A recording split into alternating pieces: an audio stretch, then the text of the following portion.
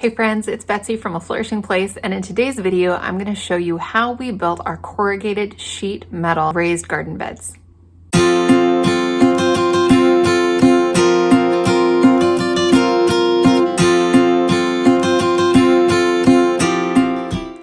Well, hey, if we haven't met yet, my name is Betsy. I have a wonderful husband and two small kids, and my husband and I decided last year to build raised garden beds for our backyard. Our backyard was kind of wild when we first moved in. For a couple years, we did a garden just kind of on that little plot of land there, and it was lots of fun. But eventually we decided that we wanted to build a little play structure for our kids, and so we thought, well, let's put in raised beds, because then we wouldn't worry about the kids running through all the plants and all that kind of stuff. And so we decided to make corrugated sheet metal raised garden beds.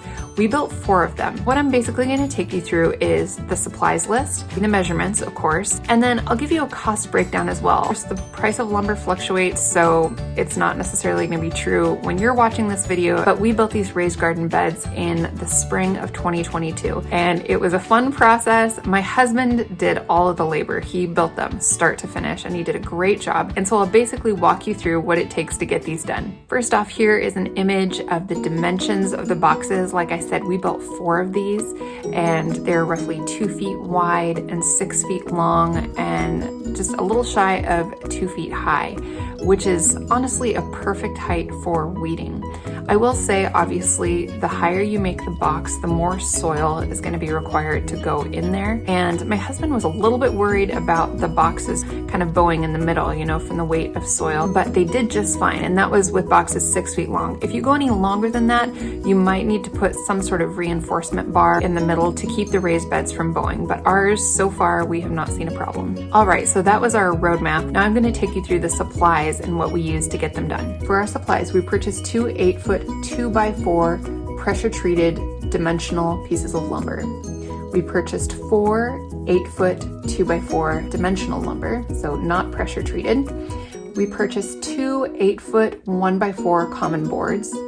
We purchased 2 8-foot 31 gauge corrugated galvanized steel roof panels, 26-inch nominal width, and we purchased deck screws. Now, just a note, this is the materials to build 1 box, so if you build 4 like us, you'll need this times 4. So that's it. That's what it took to put these together. I'm also going to throw up on the screen a few other items that are handy to have when you're building these raised beds.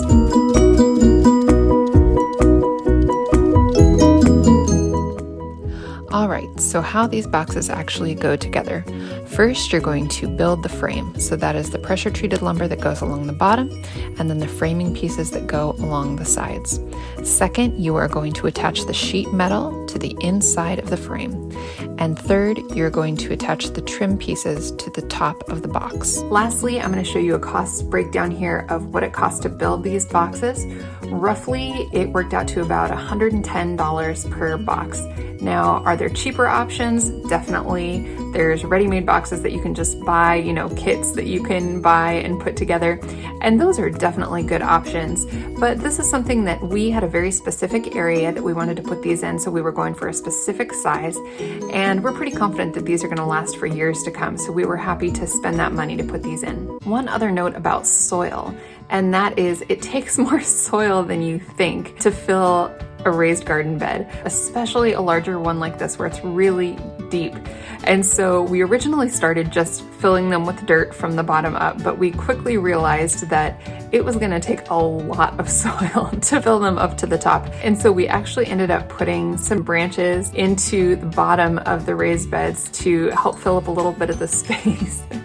And that worked wonderfully, but just a forewarning that these boxes are deep, and so it does take quite a bit of soil to fill them. Although I will say the way that it saves my back in terms of taking care of the beds when I'm watering, when I'm weeding, it is so nice to have beds that are higher up, and so in my opinion, it's worth it. Building these corrugated sheet metal raised beds has just been part of what has been kind of an ongoing backyard transformation for us. Like I said, my husband built a play structure for our kids.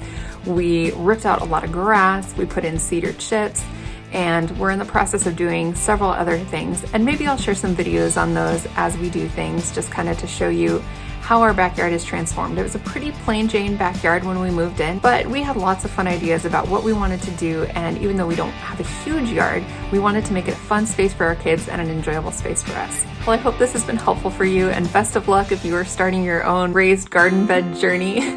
I just hope it goes well and hope that this can be of some help to you. I make all kinds of videos on this channel, but most of it revolves around decluttering, organizing, and creating beauty in your home on a budget, both the inside of your house and the outside of your house. And so if you like this video, please give it a big thumbs up and hit that subscribe button, and I will see you in the next one. Bye.